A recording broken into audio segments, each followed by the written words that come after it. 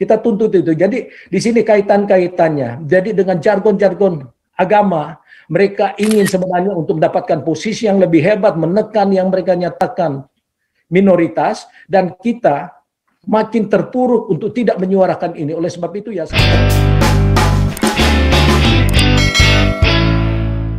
Halo, shalom Pak Paul. Shalom Pak Robert.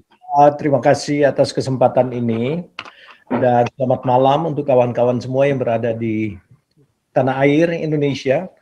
Ya, sesuai dengan judul hari ini Pak Paul, itu benar sekali, di mana ya Departemen Agama itu memang harus dibubarkan. Memang ini merupakan suatu tuntutan-tuntutan daripada kita semua sebenarnya dari dulu, karena Departemen Agama ini kan lebih banyak mengurusi kepentingan-kepentingan pihak mereka.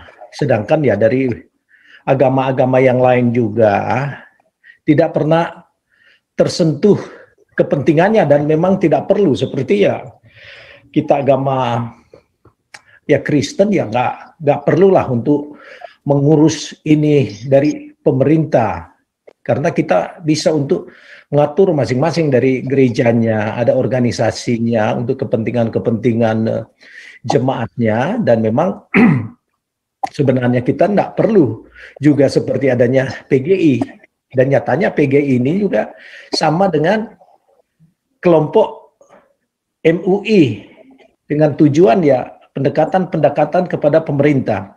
Namun menarik di sini adalah di mana ini dikemukakan oleh seorang yang saya bilang hipokrit, munafik, itu Anwar Abbas, yang pentolan MUI. Sebenarnya ini dari dasar kecemburuan saja kan, di mana ya dia ingin untuk MUI tetap ada, tetapi Departemen Agama dibubarkan. Bagi saya dibubarkan keduanya, bahkan organisasi-organisasi yang memakai label atau ikon agama. Ini semua tujuannya untuk menekan kelompok-kelompok yang mereka namakan minoritas. Dan lebih daripada itu juga adalah tujuan untuk mendapatkan posisi-posisi di dalam pemerintahan tanpa membuat sesuatu, karena ya dalam pemerintahan banyak yang bisa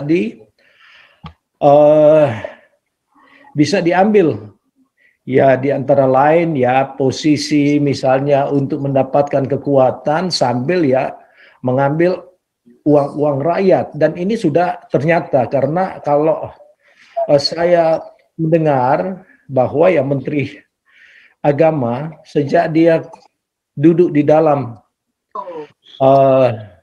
posisinya sebagai Menteri Agama, dan saat ini kekayaannya sudah berlipat 11 kali daripada apa yang waktu dia masuk. Jadi semuanya ini dipergunakan untuk mengeruk keuntungan. Jadi tidak ada yang murni di Indonesia, khususnya mereka yang memakai sebenarnya agama yang seharusnya mengajar untuk tidak melakukan hal-hal yang melawan Tuhan yang mereka yakini, dan juga untuk memikirkan bagaimana kesejahteraan rakyat Indonesia yang banyak memerlukan bantuan, dan juga tidak ada moral di dalam tujuan untuk menjabat.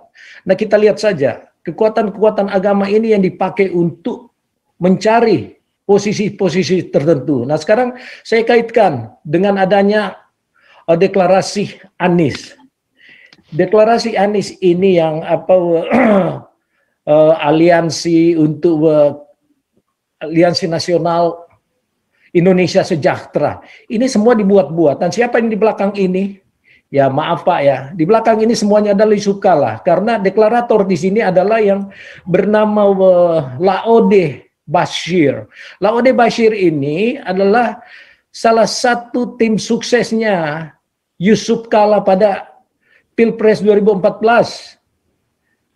Dan mereka berasal daripada Sulawesi Selatan. Ya, Laode Bashir ini orang Buton. Dan ada kedekatannya dengan anak mantu Yusuf Kalla. Jadi yang selalu saya ingat-ingatkan, Yusuf Kalla ini memang sangat licik triknya yang biadab untuk ingin memajukan orang-orang yang dia inginkan karena dia sudah dysfunction sebenarnya, sudah kakek, tinggalkanlah interest pribadi untuk menghancurkan Indonesia dengan label-label agama. Yusuf Kala, kau itu seorang yang dari dulu sudah terbukti lah, sejak masih duduk di dalam HMI dan semua itu dipakai untuk menerobos, untuk merusak Indonesia. Reformasi, ya semuanya ini terbukti ya, masalah Ambon, Poso. Jadi ya kita harus berantas orang-orang seperti ini, karena kalau tidak, siapapun yang akan dipilih pada 2024 akan terus mengarah kepada kehancuran Indonesia. Apalagi Anies, apa yang dia buat? Jakarta saja morat-marit. Yang dia lakukan itu hanya mengumpulkan uang-uang rakyat untuk memperkuat pemilihannya nanti, untuk memberikan nasi bungkus kepada rakyat yang memilih dia. Nah sekarang kan licik makainya, ya seakan-akan dia tidak terlibat. Yusuf Kala, semua ini mereka, kita tidak buta lagi. Baik itu dalam dunia politik, sosial, kita mengikuti perkembangan yang ada.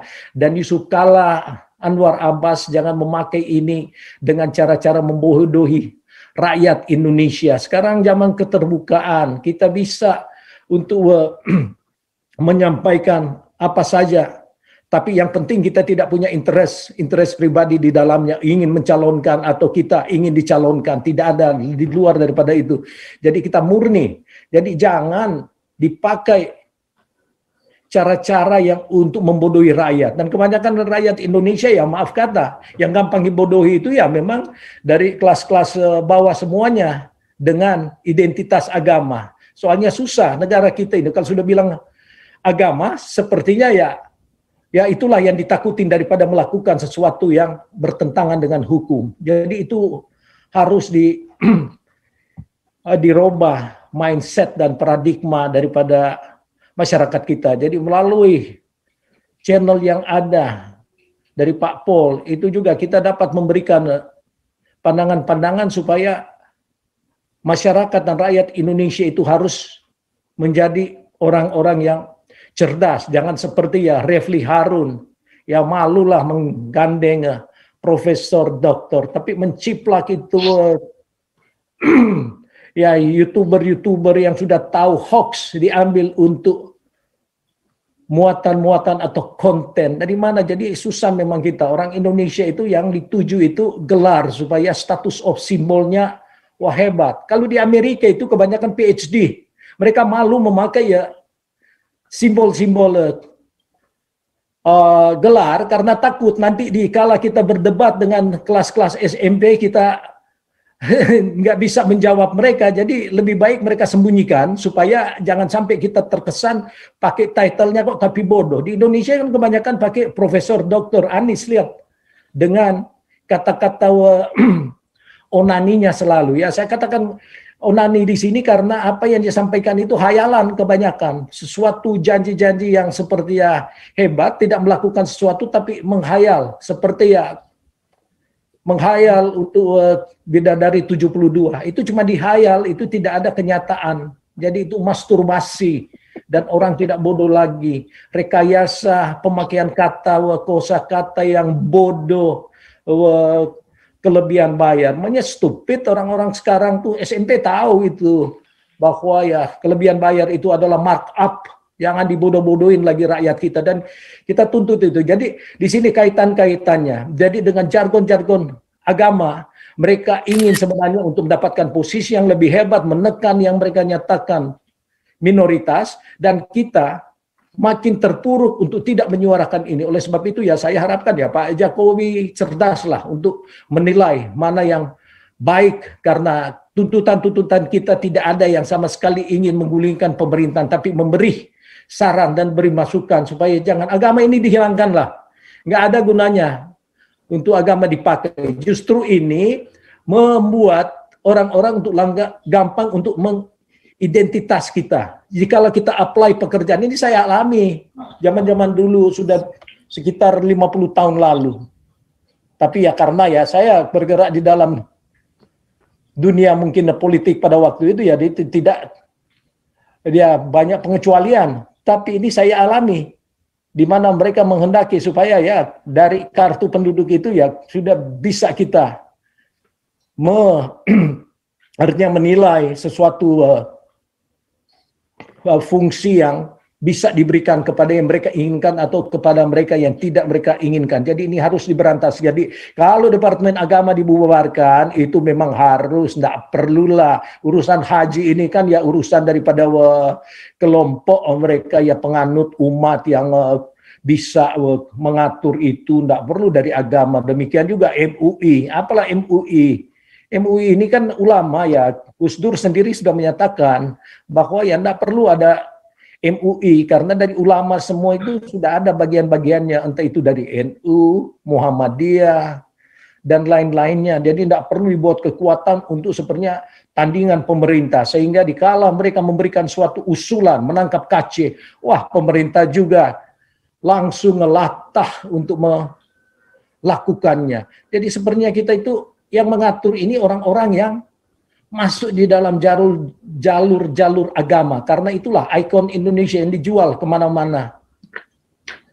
The most highest Muslim population in the world. Ya jangan begitulah. Juallah sesuatu yang kita bisa mengembangkan suatu ini. Dengan tujuan banyaknya penduduk Muslim kalau ini untuk menekankan, kita justru jadi malu, Pak. Dan kita tidak pakai ini sebagai suatu kekuatan suatu bangsa yang berpenduduk. The fourth largest population in the world, Pak, setelah Amerika. Tapi apa yang kita lakukan? Apa yang sudah kita tunjukkan kepada dunia? Bahwa ya kita dapat memproduk sesuatu, inovasi yang kreatif dan bisa bersaing dengan dunia. Jadi ya maaf katalah, kita masih dalam kelas-kelas yang seperti Komchat kemarin yang dijelaskan oleh Pak Ponto. Semuanya ini kan tujuan-tujuan untuk membentuk sesuatu ya, bagaimana mendapatkan uang, bagaimana mensupport Pilpres 2024 dari semua kalangan.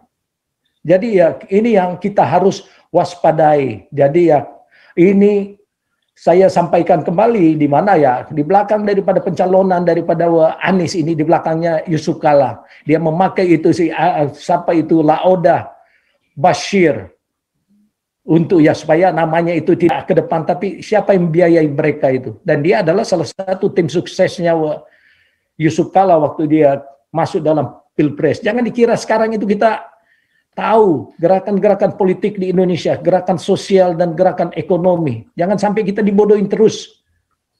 Makanya ya ini mungkin pasukan saya, jadi bubarkan, bukan hanya Departemen Agama. Agama itu bisa mengatur diri sendirilah, tidak perlulah. Dan apa juga keuntungan daripada agama-agama lain, Hindu, Buddha, Kristen, Konfusius, apapun agamanya, semuanya ini kan hanya kepentingan-kepentingan agama yang menyatakan mayoritas.